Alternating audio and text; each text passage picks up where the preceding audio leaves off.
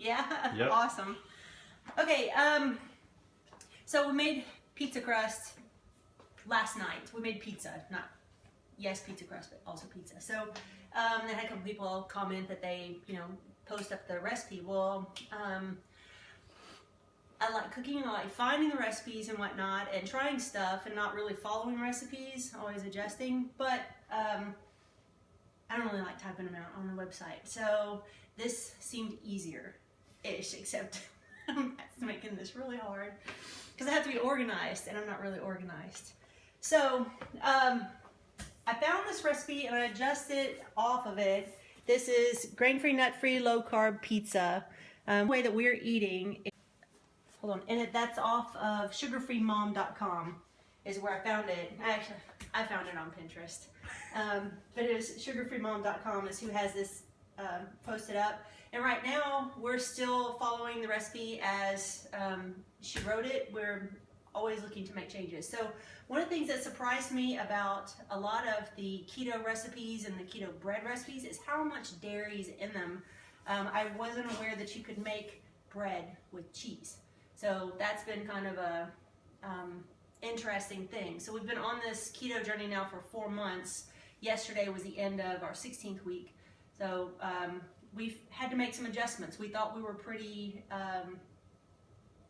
paleo. Well, we were very paleo before, but now we have made some adjustments and are having to learn to bake and do some other things different. If we want to have pizza, then we're having to figure out something else. So this actually has been the most liked recipe across the whole family so far. That's 2 teenagers, well, 1 teenager and 1 20-year-old, and then the 2 of us. So basic stuff.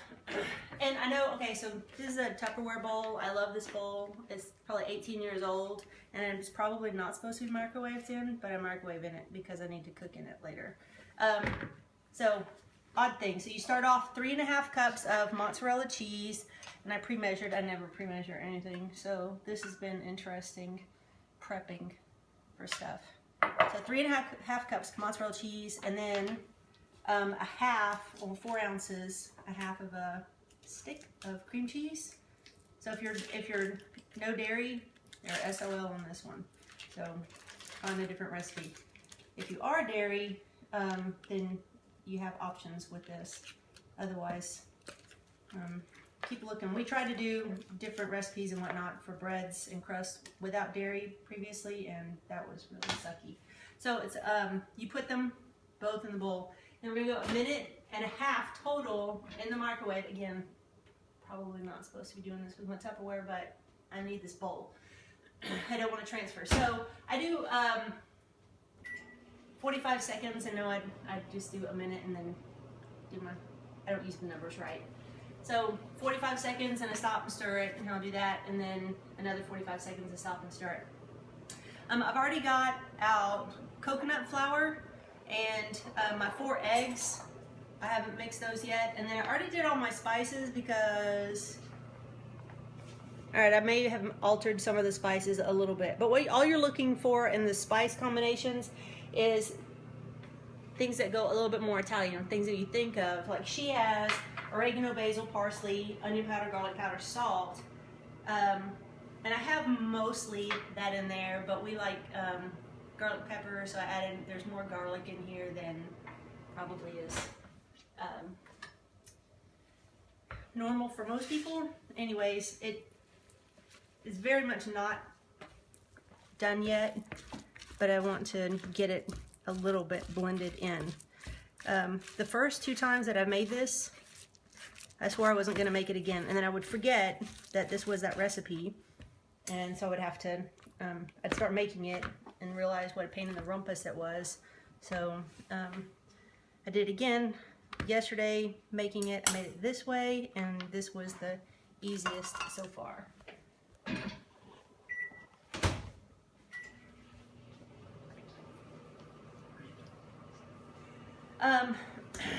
Oh, preheating the oven also, 425 on the oven.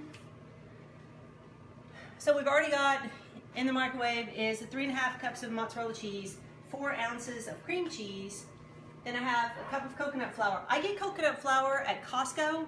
It's a 6-pound or a 4-pound bag for $6 and change. That's crazy cheap for coconut flour. So that's, I mean, like we buy bags and bags of it because what if they stop carrying it?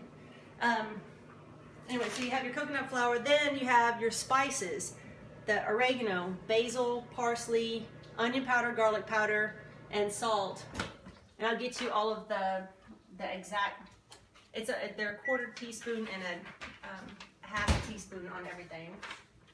And then your 4 eggs in there. So previously I would try to mix this with a fork. If you're smart enough to have a mixer, stand mixer with a dough hook, that's probably the way to go. I didn't do that the first couple of times. I used a fork, which was goofy and not the right thing. It was a ton of work. This is not the hard part. The hard part comes when you add in the dry stuff. So that's what it looks like. Smells interesting because mozzarella cheese and cream cheese. It doesn't smell bad, just interesting. All right, so add your flour and your seasonings all together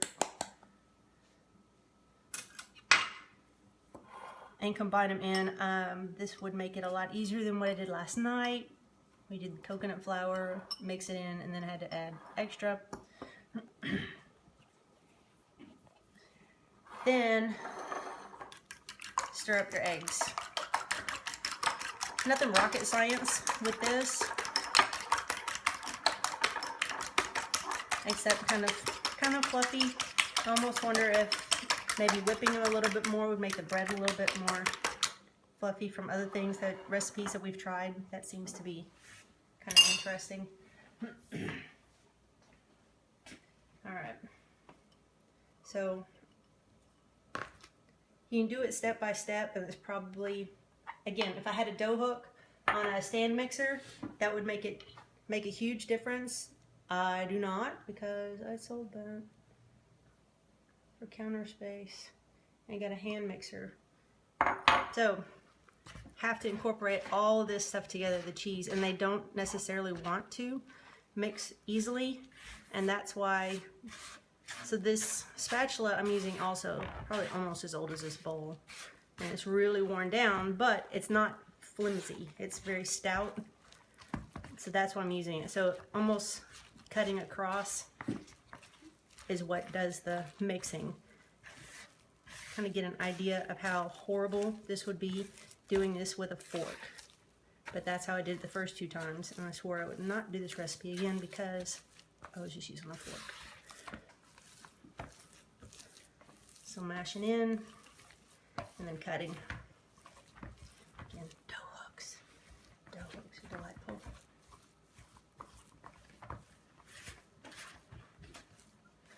This is the best bowl ever. I even lost the lid to it sometime in one of our mini moves. It's still the best bowl ever. All right.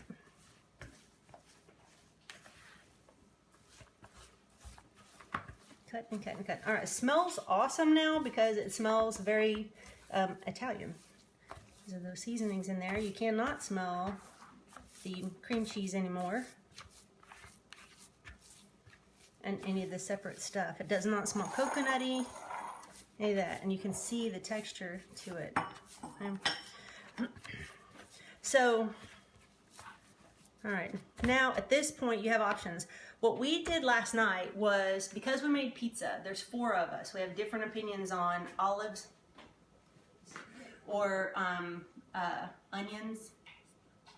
So we kind of literally divide the pizza up into separate deals. Into this is theirs and this is ours, and who wants this and who wants that. So last night we just used straight up Pyrex glass pans. This is actually one of my smaller ones. We used the bigger ones last night. You have to grease them or your crust will stick. Sorry girls, that's why your crust stuck last night. Ours didn't. Ours did. Right? I see how it is. Ours did fine. It came up fine, but the girls kind of stuck a little bit. So definitely grease the bottom. I use butter. If you are, I mean, it's so dairy filled right now. Who cares? It's butter. If you want to use bacon grease or olive oil or whatever, float your boat. Since we are not doing pizza tonight, we're doing chicken for dinner tonight. So I don't actually have a super need for this bread, but what we're gonna do, I'm gonna make cheesy bread out of it. So same kind of concept.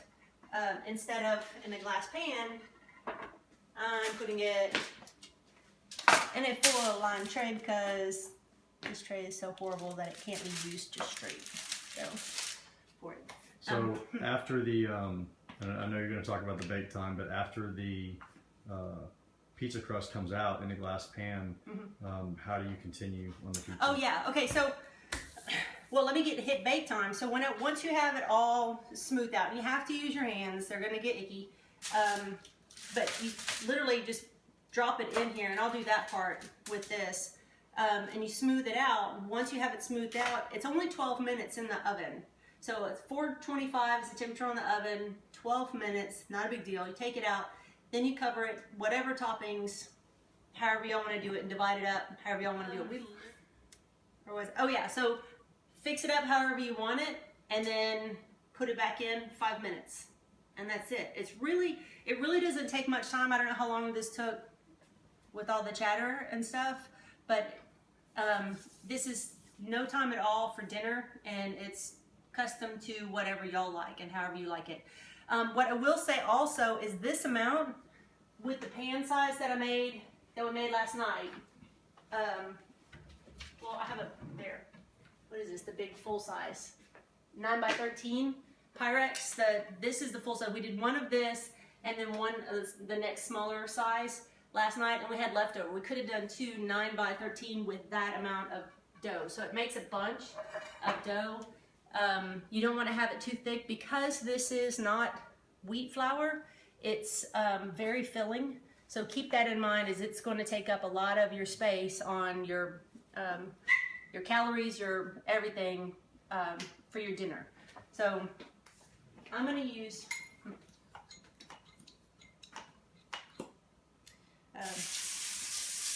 this is avocado oil. It's so light, it doesn't have any flavor really, and again, so that it doesn't stick. So to make this into cheesy bread, same concept, only you literally put a layer of cheese on top, which sounds kind of funny. It's cheese bread with cheese on top, but it does taste good. So to go with your pizza, or if we do spaghetti, we don't use noodles, obviously, if we're going keto. It's warm still. But we do vegetables. We replace the pasta, same sauce, same everything. We replace the pasta with zucchini and squash pre-cooked. But then when you want bread to go with, this works perfect, and it doesn't take you time. It's just the prep time to make it, and then 12 minutes. Or if you don't want it, you want to have it go with something that's not Italian-ish, then just adjust your spices to make it match whatever your meal is. There's not any rocket science to the spices. So whatever you like I said, we add more garlic because I like a lot of garlic, and Matt likes pepper, so that's obviously in there. Alex likes salt, so that's in there. Mia, what do you like? What spice do you like? Just not pepper. Just not pepper. That's it. Always one. So I'm trying to accommodate everybody, so just do the best that you can. So where are they going to find the full recipe posted? We will put it, or I will put it on Munson Mischief, and we'll share it on our Facebook. We'll share the link to our Facebook stuff and wherever you found this already. And then I think we've got a Munson Mischief Facebook page also, right? Yeah, but we haven't done anything with it yet. So, but that's the next, because you can't have too many pages and things to manage. Ta-da!